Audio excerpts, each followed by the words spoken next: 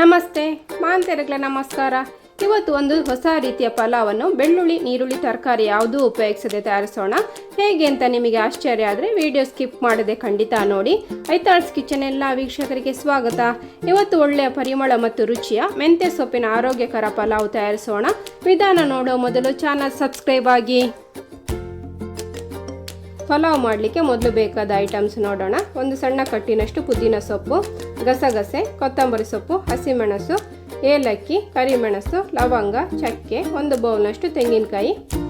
ಮೊದಲು ಮಸಾಲೆ ರೆಡಿ ಮಾಡಿಕೊಳ್ಬೇಕು. ಅದಕ್ಕೆ ಕ್ಲೀನ್ ಮಾಡಿ ಇಟ್ಟಿದ್ದ ಪುದೀನದಲ್ಲಿ ಅರ್ಧದಷ್ಟು ಪುದೀನ ಸೊಪ್ಪನ್ನು ನಾನು ಮಿಕ್ಸಿ ಜಾರಿಗೆ ಹಾಕ್ತೇನೆ. ಉಳಿದದನ್ನು ನಾನು ಆಮೇಲೆ ಒಗ್ಗರಣೆ ಮಾಡುವಾಗ ಯೂಸ್ ಮಾಡಿಕೊಳ್ತೇನೆ. ಇನ್ನು ಇದಕ್ಕೆ ಕೊತ್ತಂಬರಿ ಸೊಪ್ಪು ಹಾಕ್ಕೊಳ್ತೇನೆ. ಕೊತ್ತಂಬರಿ ಸೊಪ್ಪು ಸ್ವಲ್ಪ ಸಾಕಾಗ್ತದೆ. ನೀರಲ್ಲಿ ನೆನೆಸಿದ 1 ಸ್ಪೂನಷ್ಟು ಗಸಗಸೆ ಹಾಕ್ಕೊಳ್ಬೇಕು. ಗಸಗಸೆ ಅರ್ಧ ಗಂಟೆಯ ಮೊದಲು ನೀರಲ್ಲಿ ನೆನೆಸಿಡಿ. ಇದಕ್ಕೆ 1 ಬೌಲ್ನಷ್ಟು ಕಟ್ ಮಾಡಿದ ತೆಂಗಿನಕಾಯಿ ಪೀಸ್ ಹಾಕ್ಕೊಳ್ಳೋಣ. ಇನ್ನು ಇದಕ್ಕೆ 3 ಹಸಿಮೆಣಸು, 2 ಏಲಕ್ಕಿ, 2 ತುಂಡಷ್ಟು ಚಕ್ಕೆ, 2 ಲವಂಗ, ಅರ್ಧ ಸ್ಪೂನಷ್ಟು ಕಾಳುಮೆಣಸು ಹಾಕ್ತೇನೆ. ಉಳಿದ ಈ ಇಂಗ್ರೀಡಿಯೆಂಟ್ಸನ್ನು ನಾನು ಆಮೇಲೆ ಒಗ್ಗರಣೆ ಮಾಡುವಾಗ ಯೂಸ್ ಮಾಡಿಕೊಳ್ತೇನೆ. ಇದನ್ನು 1/4 ಗ್ಲಾಸ್ನಷ್ಟು ನೀರು ಹಾಕಿ ರುಬ್ಬಿ ತರ್ತೇನೆ. ಸ್ವಲ್ಪ ತರಿ ಇದ್ದರೂ ಪರವಾಗಿಲ್ಲ. ಪಲಾವ್ ನಾನು ಬಾಸ್ಮತಿ ರೈಸಲ್ಲಿ ಮಾಡ್ತಾ ಇದ್ದೇನೆ. ಅದಕ್ಕೆ 3 ಕಪ್ನಷ್ಟು ಬಾಸ್ಮತಿ ರೈಸನ್ನು ನಾನು ಅರ್ಧ ಗಂಟೆ ಮೊದಲೇ ನೆನೆಸಿಟ್ಟಿದ್ದೆ. ಗ್ಯಾಸ್ ಮೇಲೆ ಒಂದು ಕುಕ್ಕರ್ ಇಟ್ಟುಕೊಂಡಿದ್ದೇನೆ. ಅದಕ್ಕೆ ಸ್ವಲ್ಪ ಎಣ್ಣೆ.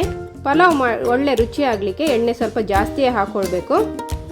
ಹಾಗೆ ಸ್ವಲ್ಪ ತುಪ್ಪ ಹಾಕ್ಕೊಳ್ತೇನೆ. ತುಪ್ಪ ಹಾಕ್ಕೊಳ್ಳೋದ್ರಿಂದ ಪಲಾವ್ನ ರುಚಿ ಜಾಸ್ತಿ ಆಗ್ತದೆ.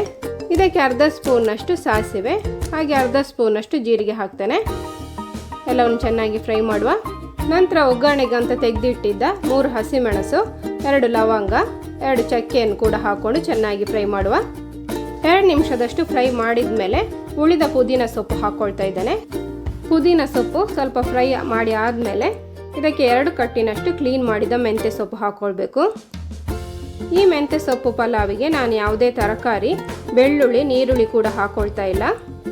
ಆದ ಕಾರಣ ಮೆಂತ್ಯ ಸೊಪ್ಪು ಸ್ವಲ್ಪ ಜಾಸ್ತಿಯೇ ಹಾಕ್ಕೊಳ್ಬೇಕು. ಮೆಂತ್ಯ ಸೊಪ್ಪು ಫ್ರೈ ಮಾಡುವಾಗ ಸ್ವಲ್ಪ ಮೆತ್ತಗಾಗ್ತದೆ. ಮೆತ್ತಗೆ ಆದಮೇಲೆ ಇದಕ್ಕೆ ಕಟ್ ಮಾಡಿದ 2 ಟೊಮೆಟೊ ಹಾಕ್ಕೊಳ್ತಾ ಇದ್ದೇನೆ. ಇನ್ನು ಇದನ್ನು ಟೊಮೆಟೊ ಮೆತ್ತಗಾಗುವ ತನಕ ಫ್ರೈ ಮಾಡಿಕೊಳ್ಬೇಕು, ಆಗ ಒಳ್ಳೆ ರುಚಿ.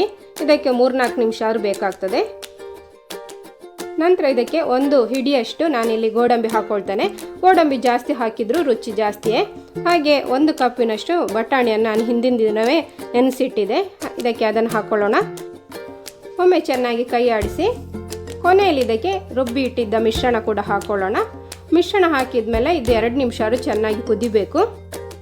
2 ನಿಮಿಷ ಚೆನ್ನಾಗಿ ಕುದ್ದ ಮೇಲೆ ನಾವು ನೆನೆಸಿಟ್ಟಿದ್ದ ಬಾಸ್ಮತಿ ರೈಸ್ ಹಾಕ್ಕೊಳ್ತೇನೆ. 3 ಕಪ್ಪಿನಷ್ಟು ನಾನು ಬಾಸ್ಮತಿ ರೈಸ್ ನೆನೆಸಿಟ್ಟಿದ್ದೆ, ಅದನ್ನು ಹಾಕ್ಕೊಳ್ತೇನೆ. 3 ಕಪ್ಪಿಗೆ ಡಬಲ್ ನೀರು ಹಾಕ್ಕೊಳ್ಬೇಕು, ಅಂದರೆ 6 ಕಪ್ಪಿನಷ್ಟು ಹಾಕ್ಕೊಳ್ಬೇಕು. ರುಚಿಗೆ ತಕ್ಕಷ್ಟು ಉಪ್ಪು ಹಾಕ್ಕೊಳ್ಬೇಕು. ಪುನಃ ಒಮ್ಮೆ ಮಿಕ್ಸ್ ಮಾಡಿ ನಾನು ಕುಕ್ಕರ್ನ ಲಿಡ್ ಮುಚ್ಚಿ ನಾನು 1 ವಿಸಿಲ್ ಬರೋಷ್ಟು ಇದನ್ನು ಬೇಯಿಸಿಕೊಳ್ತೇನೆ. 1 ವಿಸಿಲ್ ಬಂದ ಮೇಲೆ ಕುಕ್ಕರ್ನ ಪ್ರೆಷರ್ ಎಲ್ಲ ಕಮ್ಮಿ ಆದಮೇಲೆ ಕುಕ್ಕರ್ನ ಲಿಡ್ ತೆಗೆದು 5 ನಿಮಿಷ ಆದರೂ ಹಾಗೆ ಬಿಡಿ. ಕೂಡಲೇ ಮಿಕ್ಸ್ ಮಾಡಿದರೆ ಪಲಾವ್ ಮೆದ್ದೆ ಆಗ್ತದೆ. 5 ನಿಮಿಷ ನಂತರ ಈ ರೀತಿಯಾಗಿ ಮಿಕ್ಸ್ ಮಾಡಿ, ಆಗ ಪಲಾವ್ ಉದುರುದುರಾಗಿ ರೆಡಿ ಆಗ್ತದೆ. ಬೆಳ್ಳುಳ್ಳಿ ನೀರುಳ್ಳಿ ತರಕಾರಿ ಉಪಯೋಗಿಸದೆ ಮಾಡಿದ ಮೆಂತ್ಯ ಸೊಪ್ಪಿನ ಪಲಾವ್ ತುಂಬ ರುಚಿಯಾಗಿದೆ. ಇದನ್ನು ನಿಮಗೆ ಇಷ್ಟವಾದ ಯಾವುದಾದ್ರು ಸೈಡ್ಸ್ನೊಂದಿಗೆ ಸರ್ವ್ ಮಾಡಿ. ನಾನಿಲ್ಲಿ ರಾಯ್ತ ಮಾಡಿದ್ದೆ. ನಾನು ಈ ರೀತಿಯಾಗಿ ಸರ್ವ್ ಮಾಡ್ತಾ ಇದ್ದೇನೆ. ಪಲಾವಿನ ಈ ವಿಧಾನ ನಿಮಗೆಲ್ಲರಿಗೂ ಇಷ್ಟ ಆದರೆ ಲೈಕ್, ಶೇರ್, ಕಮೆಂಟ್ ಮಾಡಿ. ಹಾಗೆ ಚಾನಲ್ ಸಬ್ಸ್ಕ್ರೈಬ್ ಆಗಲು ಮರಿಬೇಡಿ. ಇನ್ನೊಂದು ವಿಡಿಯೋದಲ್ಲಿ ಸಿಗೋಣ. Thank you, bye.